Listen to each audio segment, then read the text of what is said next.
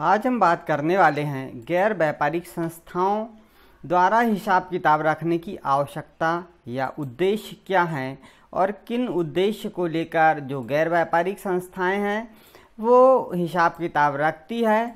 तो आज की इस वीडियो में यही हम बताने वाले हैं। अगर आप पहली बार हमारे चैनल पर आएँ तो हमारे चैनल को सब्सक्राइब कर दें, जिससे आपके पास प्रतिदिन की नोटिफिकेशन मिलती रहे। हमने कल इससे पहले के वीडियो में आपको बताया था कि गैर व्यापारिक संस्थाएं किसे कहते हैं और उनके प्रकार किस टाइप की वो संस्थाएं होती है, उनके विषय में बात बताया था।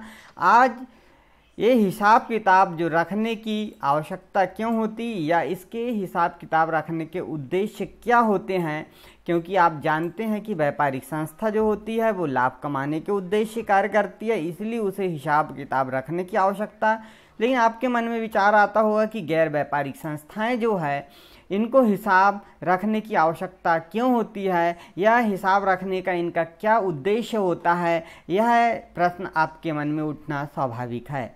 हम आपसे यह बताने जा रहे हैं कि इसकी आवश्यकता या उद्देश्य क्या है। पहला तो हम शुद्ध आय की गणना के लिए ये ज़रूरी होती है, क्योंकि जो हिसाब किताब रखे जाते हैं वो शुद्ध आय की गणना के लिए रखे जाते हैं। तो व्यापारिक जो भी हैं संस्थाएं और गैर व्यापारिक संस्थाएं, व्यापारिक संस्थाओं के विषय में हमने आपको बताया था कि ये संस्थाएं जो होती है ये अपनी दोहरा लेखा पद्धति का उपयोग करते हुए उन पद्धति के हिसाब से अपने लेखे रखती है, और गैर व्यापारिक संस्थाएं रोकड़ पद्धति में अपने हिसाब किताब रखती है। तो पहला यहाँ पे हमने पॉइंट इसमें लिया है, शुद्ध आय की गणना का उद्देश्य होता है, इसकी आवश्यकता होती है इसको, क्योंकि जो गैर व्यापारिक संस्थाएं हैं उनके द्वारा जो हिसाब किताब रखने का जो उद्देश्य होता है वो एक निश्चित अवधि जो होती है, अवधि यानी समय जो होता है, इसे हम 12 माह का कार्य भी कहते हैं, 12 माह का समय कहते हैं या वर्ष भी कहते हैं, में शुद्ध आय कितना हुआ है यानी इनकम कितनी हुई है, इसको हमें रखने के लिए, जानने के लिए, शुद्ध आय की गणना करने के लिए गैर व्यापारिक संस्थाएं जो होती है वो अपने हिसाब किताब रखती है या इसका उद्देश्य होता है। दूसरा, व्यय पर नियंत्रण के लिए, जो व्यय करते हैं कि हमने कितना खर्च किया उस पर नियंत्रण के लिए भी आवश्यकता होती है हिसाब किताब रखने की। तो यहाँ देखते हैं हम कि जो व्यय पर नियंत्रण के लिए क्यों होती है आवश्यकता, क्योंकि जो गैर व्यापारिक संस्थाएं हैं उनके द्वारा जो हिसाब किताब रखने का उद्देश्य जो होता है कि अपनी आय पर जो व्यय है उनका नियंत्रण रखा जाना होता है, कि आय पर व्यय का हम नियंत्रण करें, कितना उसमें खर्च हुआ है यह हम इससे जान लेते हैं यदि हम हिसाब रखते हैं। तो तीसरा हम देखते हैं यहाँ पे आर्थिक स्थिति का ज्ञान। यदि हम हिसाब रखते हैं तो उससे हमारी आर्थिक स्थिति का हमें ज्ञान होता है। अब आर्थिक स्थिति का ज्ञान कैसे होता है कि जो गैर व्यापारिक संस्थाएं हैं, या यहाँ पे हमने सिर्फ गैर व्यापारिक संस्थाओं में आपसे बात किए थे कि जो संस्थाएं भी आएगी या जो पेशेवर व्यक्ति होते हैं वो भी इसी में आएंगे, गैर व्यापारिक संस्थाओं के हिसाब किताब रखने के तरीके से वो भी अपना हिसाब किताब रखते हैं, इसके अंतर्गत शामिल किए जाते हैं। तो हिसाब किताब रखने का इनका उद्देश्य अपनी आर्थिक स्थिति का पता करना होता है कि हमारी वाकई में आर्थिक स्थिति क्या है, और इसके उद्देश्य के लिए वो वर्ष के अंत में चिट्ठी बनाते हैं कि हमारे पास कितना पैसा आया, कितना गया, हमारी आर्थिक स्थिति सुदृढ़ है या नहीं है। यदि उसके लिए फिर जो भी उसकी अर्थात कहने का मतलब है कि स्थिति को देखते हुए ही आगे काम किया जाएगा। आगे इसकी आवश्यकता क्या हो सकती है, दानदाता को आय व्यय बताना। किसी ने दान दिया है, उन दानदाता जो व्यक्ति है उन वो भी पूछ सकते हैं कि हमने आपको इतना रुपए दान दिया था, तो आप बताइए कि ये पैसे जो हमने दिए थे उसका आपने कहाँ पे उपयोग किया। तो दानदाता को आय व्यय बताने के लिए भी हिसाब किताब रखने की ज़रूरत होती, आवश्यकता होती है। जो गैर व्यापारिक संस्था होती है उसमें विभिन्न प्रकार के व्यक्ति होते हैं और संस्थाओं से दान और चंदा के रूप में हम यहाँ पे आय प्राप्त करते हैं। तो इसमें उन्हें आय और व्यय का ब्यौरा प्रस्तुत करने के लिए हिसाब किताब की आवश्यकता होगी और यहाँ पे वो हिसाब किताब रखते हैं। आगे हम बात करेंगे आयकर के लिए, क्योंकि टैक्स देना तो सभी के लिए ज़रूरी है, तो आयकर भी इन संस्थाओं को देना होगा। और आयकर की स्थिति तब ज्ञात होगी जब हमारे पास हिसाब किताब होगा। तो गैर व्यापारिक जो संस्था होगी या पेशेवर व्यक्ति होगा, उनको अपने आय व्यय का विवरण आयकर निर्धारण करने के लिए भी बनाना पड़ेगा और इसके आधार पर जो आयकर यानी इनकम टैक्स है वो जितना आएगा वो चुका दिया जाएगा। तो आयकर निर्धारण के लिए भी यहाँ पे आवश्यकता होती है हिसाब किताब की। आगे देखते हैं हम संपत्तियों की जानकारी प्राप्त करने के लिए। तो संपत्ति की जानकारी जो है उसको प्राप्त करने के लिए भी हमें यहाँ पे ज़रूरत होगी हिसाब किताब बनाने की। जो संपत्ति की जानकारी जो होगी उसमें गैर व्यापारिक जो संस्थाएं हैं उनके द्वारा हिसाब रखने का उद्देश्य यह ज्ञात करना होता है कि वर्ष के अंत में उनके पास कितनी संपत्ति बची हुई है, शेष है, और वर्ष के दौरान कितनी संपत्ति में उनके पास वृद्धि हुई है।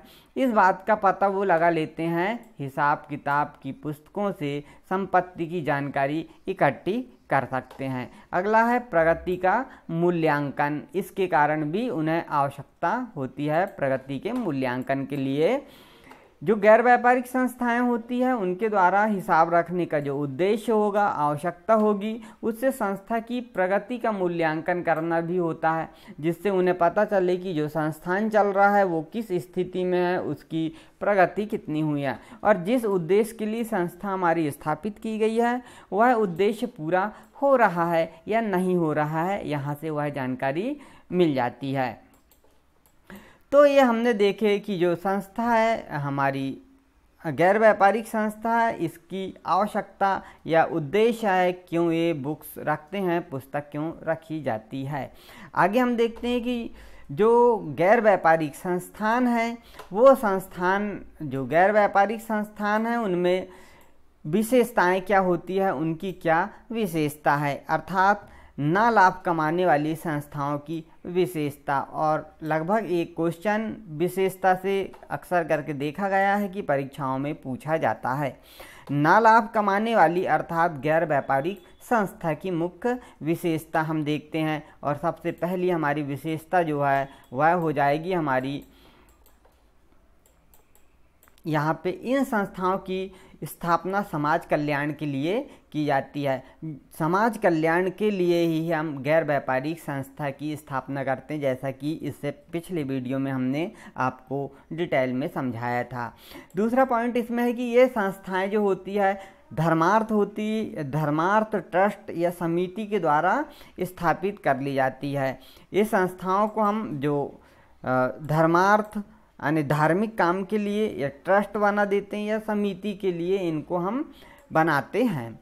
अगला इसमें पॉइंट आता है हमारा कि जो ये संस्थाएं, इन संस्थाओं का प्रबंध एक चुनी हुई कार्य समिति के द्वारा होता है। प्रबंध करना पड़ता है, उसे चलाने के लिए एक प्रबंधन समिति होती है, वो प्रबंधन समिति द्वारा यह कार्य करती है और इस संस्था को चलाती है। अगला पॉइंट है इसमें कि इन संस्थाओं द्वारा अपना हिसाब किताब विधिवत रखा जाता है। जो कानूनी रूप से है उस रूप से हिसाब किताब यहाँ पे रखा जाता है। ऐसा नहीं है कि जो मन में आया वही रख लिए हिसाब किताब, कैसे ही बना लिए, नहीं, विधिवत रजिस्टर बनाए जाते हैं यहाँ पे। इनका जो अस्तित्व इनके सदस्य से अलग अलग होता है, पृथक होता है, यह बात भी यहाँ बताना पड़ेगा हमको। और इन संस्थाओं में अंशदान देने वाले व्यक्ति को सदस्य कहा जाता है। जिन्होंने क्या किया है, यहाँ पे अंशदान दिया है यानी दान किया है, ऐसे व्यक्ति को हम मेंबर कहते हैं, सदस्य कहते हैं। लेकिन यहाँ पे बता दिया गया है कि इन सदस्य का अस्तित्व समिति से अलग होता है और ये अपना हिसाब किताब रोकड़ पद्धति यानी कैश सिस्टम से रखते हैं। इस पे भी हमने आपसे बात कर लिया है, कैश सिस्टम से रखते हैं। और ये अपनी जो बचत होती है, जो वार्षिक बचत है, उसको कमी या बचत या कमी दो चीज़ होगी, या तो बचत हो जाएगी वहाँ पे वर्ष के अंत में, या जो पैसा है वो कम पड़ जाएगा तो उसको पूंजी कोष में समायोजित करते हैं। यहाँ से विकल्प बनता है कि जो बचत होती है उसे क्या कहते हैं, तो उसे बचत या कमी कहते हैं, और इसको कहाँ हस्तांतरित किया जाता है? पूंजी कोष में हस्तांतरित किया जाता है। जब प्रैक्टिकल हम आपको बोर्ड पे समझाएंगे तब और अच्छे से इन बातों को आप वहाँ पे समझा पाएंगे कि कमी बचत क्या है, सरप्लस या डेफिशिएंसी क्या है।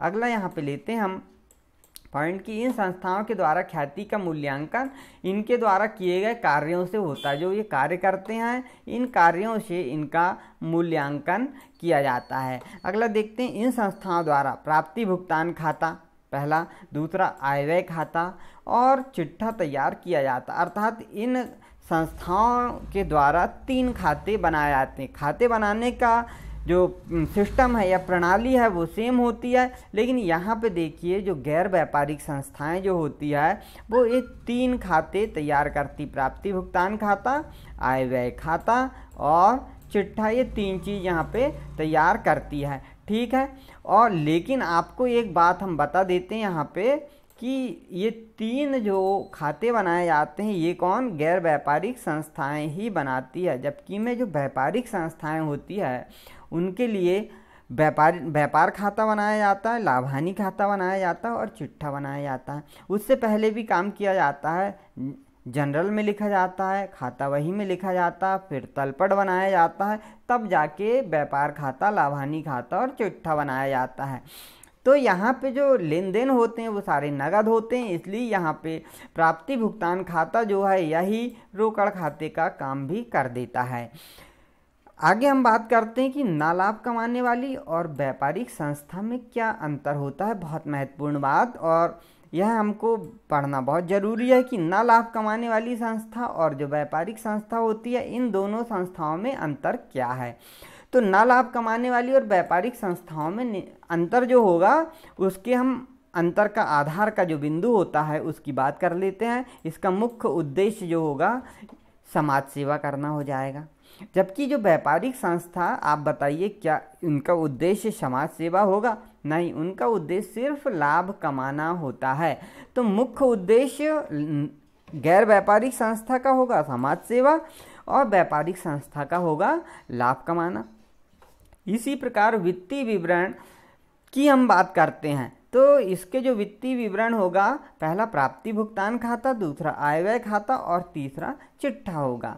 लेकिन यदि व्यापारिक संस्था की बात करेंगे तो यहाँ पे व्यापार खाता हो जाएगा, लाभ हानि खाता हो जाएगा और चिट्ठा हो जाएगा। ये सभी बातों को आप 11th में पढ़ चुके हैं, इनसे संबंधित सवाल भी आपको करा दिए गए हैं। हालांकि ये भी आपने 11th में पढ़ चुका है क्योंकि यह पिछले वर्ष भी पाठ्यक्रम में था। प्रतिफल की यदि हम बात करते हैं तो इन संस्थाओं को अपने कार्यों के प्रतिफल में बचत यानी सरप्लस या कमी डेफिशिएंसी होती। हमने बताया था कि वर्ष के अंत में जैसे हम इसको मिलाते हैं तो या तो बचत होगी या कमी हो जाएगी। और वैसे ही जो व्यापारिक संस्था है व्यापार करने वाली उनका उद्देश्य क्या? लाभ। तो या तो उनको लाभ होगा या फिर हानि होगी, क्योंकि 2 में से 1 होगा। अब पूंजी की यदि हम बात करते हैं इसमें तो इन संस्थाओं में अपनी कोई निजी पूंजी नहीं होती, क्योंकि ये तो धार्मिक संस्थाएं होती है, सेवा भावना वाली संस्थाएं होती, तो निजी पूंजी हो ही नहीं सकती ये तो। लेकिन जो व्यापारिक संस्थाएं होती वहाँ पे निजी पूंजी होती है, मालिक की पूंजी होती है और मालिक अपना पैसा लगाकर व्यापार प्रारंभ करता है। उदाहरण की बात करते हैं हम कि शिक्षण संस्थाएं हो सकती, चिकित्सालय हो सकते हैं यानी हॉस्पिटल हो सकते हैं, मनोरंजन संस्थाएं हो सकती है इसके उदाहरण। लेकिन यदि हम व्यापारिक संस्था की बात करें तो एकाकी व्यापार होगा, साझेदारी संस्थाएं या व्यापार होगा, कंपनी होगा, ये इनके उदाहरण यानी इनका रूप कैसे होते गया, बढ़ते गए। एकाकी व्यापार 1 व्यक्ति द्वारा, साझेदारी व्यापार कम से कम 2 व्यक्ति द्वारा, अधिक से अधिक 50 द्वारा और कंपनी फिर उससे अधिक के द्वारा। लाभों के विवरण की यदि बात कर लेते हैं तो इसमें लाभ को हम अधिक कहेंगे कि अधिक है, या फिर हानि हुई तो हम कमी कहेंगे। और सदस्यों में ये वितरण नहीं किया जाएगा क्योंकि ये समिति का या संस्था का पैसा माना जाता है। लेकिन यदि व्यापारिक संस्था है तो वहाँ पे प्रॉफिट होगा यानी लाभ होगा या हानि होगी, और इससे क्या व्यापार के स्वामियों को वितरित की जाएगी ये, क्योंकि उनका पैसा है इसलिए उनको वितरित कर दी जाएगी। आगे हम बात कर लेते हैं कि जो लाभ ना कमाने वाली संस्थाएं हैं या पेशेवर व्यक्ति द्वारा अपनाई जाने वाली हिसाब किताब की जो पद्धति है उस पर हम बात कर लेते हैं। यानी गैर व्यापारिक संस्था या पेशेवर व्यक्ति दोनों ही न लाभ कमाने वाली संस्थाओं के अंतर्गत आते हैं। तो जो संस्थाएं हैं न लाभ कमाने वाली या फिर पेशेवर व्यक्ति है, ये दोनों की बात करेंगे हम, संस्था या पेशेवर व्यक्ति की। तो ये अपना हिसाब किताब जो है वो किस पद्धति से रखेंगे।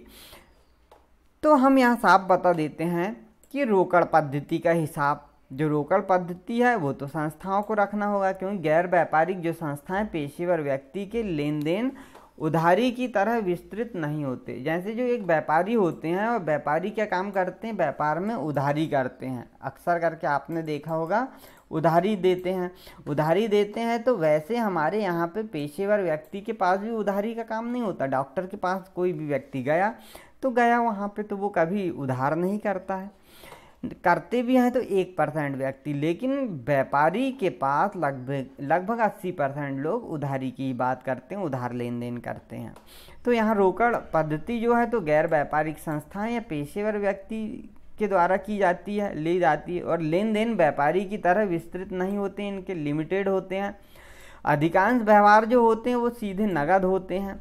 हिसाब किताब के लिए रोकड़ वही रखते हैं ये लोग, रोकड़ वही की ज़रूरत होती है। और रोकड़ वही में समस्त लेन देन तिथिवार लिखे जाते हैं, जो तिथि होती है उसके द्वारा लिखे जाते हैं, डेट बाई डेट।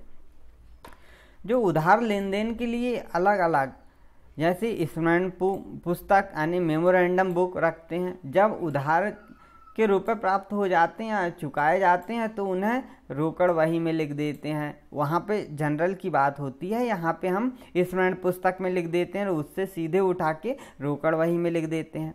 रोकड़ वही की सहायता से हम क्या काम करते हैं, प्राप्ति भुगतान खाता बनाते हैं। बिल्कुल बहुत IMP है और ये अक्सर करके ये प्रश्न परीक्षा में पूछा जाता है, 1 नंबर में यहाँ से पूछा जाता है कि प्राप्ति भुगतान खाता किसकी सहायता से बनाया जाता है। तो प्राप्ति भुगतान खाता जो है वह रोकड़ वही की सहायता से बनाया जाता है। और रोकड़ वही किसकी सहायता से बनाई जाती, तो मेमोरेंडम बुक की सहायता से या उसे देखकर यह बनाई जाती है। और जो प्राप्ति भुगतान खाता इसे देखकर इसकी सहायता से आय व्यय खाता तैयार किया जाता है, इतना आपको याद रखना है। दूसरा है व्यापारिक हिसाब की पद्धति की बात करेंगे कि यदि संस्था या पेशेवर व्यक्ति के उधार लेन देन बहुत होते हैं तो ऐसी स्थिति में वो व्यापारिक हिसाब किताब पद्धति भी अपना सकता है, यानी अंग्रेजी जो पद्धति है वो भी अपना सकता है, क्योंकि उसके लेन देन उधार बहुत ज़्यादा हो रहे हैं इसीलिए। लेकिन अधिकांशतः रोकड़ पद्धति का ही हिसाब किताब रखे जाते हैं। अब रोकड़ पद्धति अपनाने के कारण क्या हैं, इसकी भी हम बात कर लेते हैं कि रोकड़ पद्धति क्यों अपनाई जाती है, इसके कारण क्या हैं। तो जो गैर व्यापारिक संस्थाएं होगी या पेशेवर व्यक्ति होगा उनके द्वारा रोकड़ पद्धति अपनाए जाने के जो कारण हैं, पहला तो सरल पद्धति ये, दूसरा मितव्ययी है, तीसरा नगद व्यवहार होते हैं, इसमें पूर्ण प्रणाली मानी जाती है। बिल्कुल जस्ट इसमें दोहरा लेखा प्रणाली जैसे ही लेन देन किए जाते हैं, डेबिट क्रेडिट के जैसे ही नियम अपनाए जाते हैं, 2 पक्ष इसमें भी होते हैं, इसलिए इसको पूर्ण प्रणाली मानी गई है। हिसाब की जांच हो जाती है, बचत या घाटे की जानकारी हो जाती है और चिट्ठा बना लिए जाते हैं इसमें। इस कारण रोकड़ पद्धति हम अपनाते हैं। तो सरल प्रणाली की बात करते हैं सबसे पहले कि लेखांकन किया है, बहुत सरल प्रणाली है और इसमें सिर्फ रोकड़ वही तथा खाता वही रखी जाती है। 2 ही चीज़ रखना कि रोकड़ वही रख लेंगे और खाता वही रख लेंगे। दूसरा मितव्ययी की बात करेंगे कि मात्र 2 वही के रखने के कारण एवं विशेष प्रशिक्षण की आवश्यकता न होने के कारण यह प्रणाली कैसी हो जाएगी, मितव्ययी हो जाएगी, क्योंकि इसमें खर्च कम आएगा। अधिक पुस्तक नहीं रखना तो अधिक पुस्तक खरीदना नहीं होगा, तो मितव्ययी हो जाएगी। नगद व्यवहार, इन संस्थाओं एवं व्यक्तियों के नगद लेन देन की अधिक होते हैं, अतः रोकड़ पुस्तक रखना उपयुक्त होता है, क्योंकि जो भी आता दान या चंदे के रूप में राशि दिया या फिर डॉक्टर को फीस दिया या पेशेवर व्यक्ति को उसके पेशे के बदले में फीस दिया तो वो नगद ही देता है। तो अधिकांश लेन देन नगद होते हैं। पूर्ण प्रणाली की बात करते हैं कि इन संस्थाओं या व्यक्तियों को प्राप्ति, भुगतान, आय व्यय खाता और चिट्ठी की आवश्यकता होती है। इसके लिए यह प्रणाली पूर्ण रहती है क्योंकि सब जानकारी मिल जाती है इससे। हिसाब की जांच की बात कर लेते हैं कि इस प्रणाली से प्राप्ति भुगतान बनाकर हिसाब की शुद्धता की जांच की जा सकती है। और बचत एवं घाटे की जानकारी, आय व्यय खाता हमने बनाया तो उससे हमें संस्था की बचत कितनी हो गई या घाटा कितना हो गया इसकी जानकारी हमें प्राप्त हो जाती है। इसी प्रकार चिट्ठी में हम बात करेंगे कि इस प्रणाली में भी आर्थिक स्थिति की जानकारी के लिए चिट्ठा बनाया जाता है। आगे हम बात करेंगे कि रोकड़ पद्धति में रखी जाने वाली जो पुस्तकें हैं और बहुत ही महत्वपूर्ण होती ये पुस्तकें, इनकी हम बात कर लेते हैं यहाँ पे कि कौन कौन सी पुस्तकें यहाँ रखी जाती है। पहला तो रोकड़ पुस्तक रखी जाती है, जिसका हमने आपसे इससे पहले भी चर्चा की है, जिक्र किया है।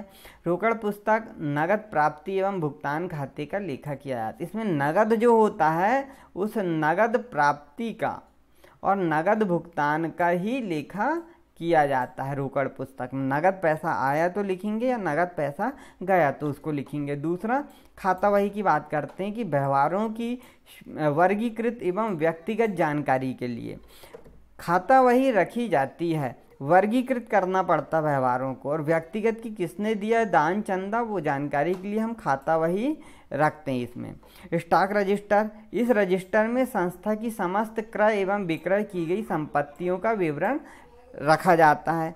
स्मरण पुस्तक की बात करेंगे कि उधार व्यवहारों का लेखा याद रखने के लिए हम स्मरण पुस्तक भी रख लेते हैं, क्योंकि हमें जो व्यवहार उधार हुए उन्हें भी याद रखना होगा। यहाँ पे वेतन व मजदूरी वही भी रखना पड़ेगा, क्योंकि जो जिन्हें वेतन दिया गया है, मजदूरी दी गई, उसका लेखा रखना पड़ेगा, क्योंकि संस्था में कई विभिन्न प्रकार के लोगों से काम कराना पड़ता है। विनियोग रजिस्टर की बात करेंगे कि संस्था में जो विनियोग किए जाते हैं बाहर, उनका हमें हिसाब रखना पड़ेगा, इसलिए विनियोग रजिस्टर एक अलग से बना लिया जाता है। आय व्यय विवरण की बात करेंगे कि वर्ष में आय व्यय एवं बचत और घाटा जानने के लिए आय व्यय विवरण बनाया जाता है। और चिट्ठा की बात करेंगे कि चिट्ठा की आर्थिक स्थिति जानने के लिए भी चिट्ठा बनाया जाता है कि आर्थिक स्थिति कैसी, वो कैसे पता चलेगा, तो वह चिट्ठे से पता चल जाएगा। गैर व्यापारिक संस्था जो होती है उनकी आय व्यय की प्रमुख मदें जो है, कहाँ कहाँ से पैसा आता है, उसकी एक नज़र में हम बात कर लेते हैं, जो तालिका के अनुसार आपको हम बता रहे हैं।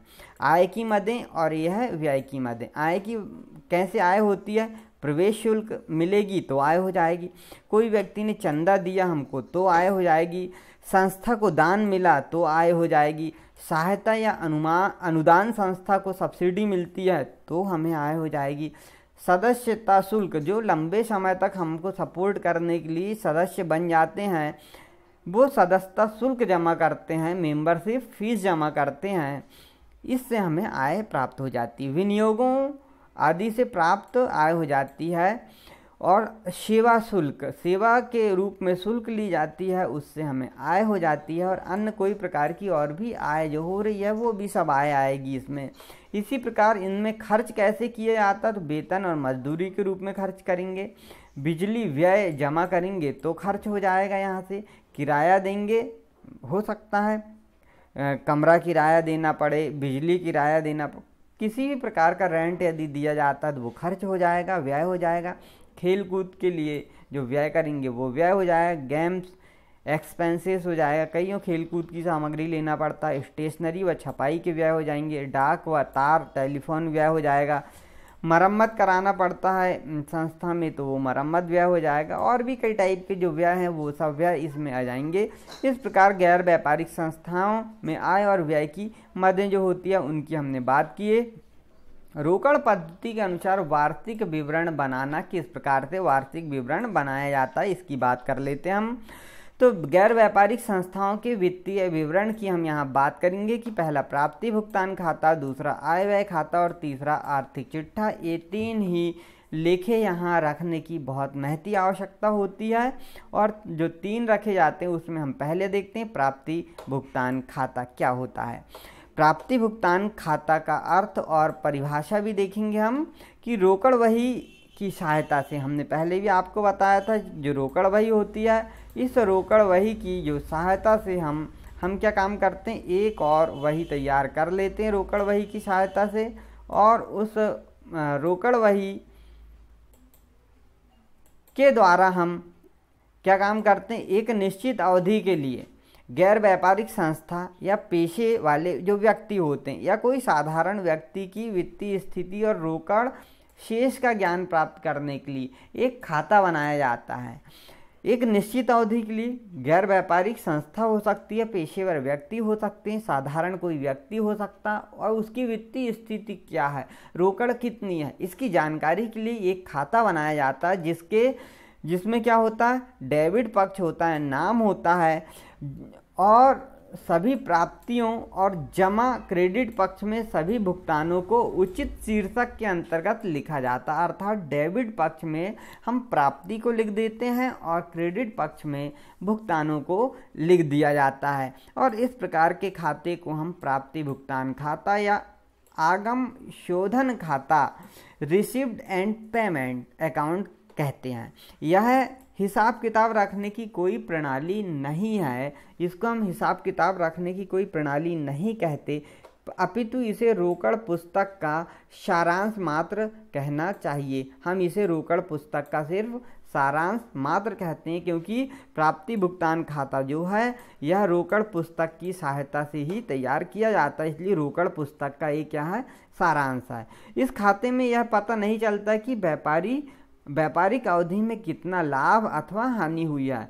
जो व्यापारिक अवधि है इसमें लाभ कितना हुआ है, हानि कितनी हुई है, इसकी जानकारी यहाँ से नहीं मिलती। विभिन्न विद्वानों ने प्राप्ति भुगतान खाते को निम्न प्रकार परिभाषित किया है।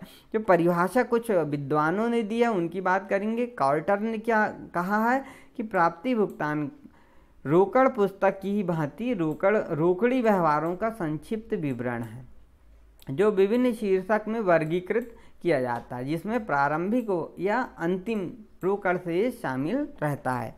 दूसरा, विलियम पिकल्स के अनुसार कि प्राप्ति या व भुगतान खाता रोकड़ पुस्तक के सारांश से अधिक नहीं है। जो रोकड़ पुस्तक है उसके सारांश से अधिक नहीं है, यह खाते के रूप में होता है। बहुधा या इसका प्रयोग संघों, क्लबों, समिति आदि के कोषाध्यक्ष द्वारा वर्ष के कार्य संचालन के परिणामों को प्रस्तुत करने के लिए बनाया जाता है।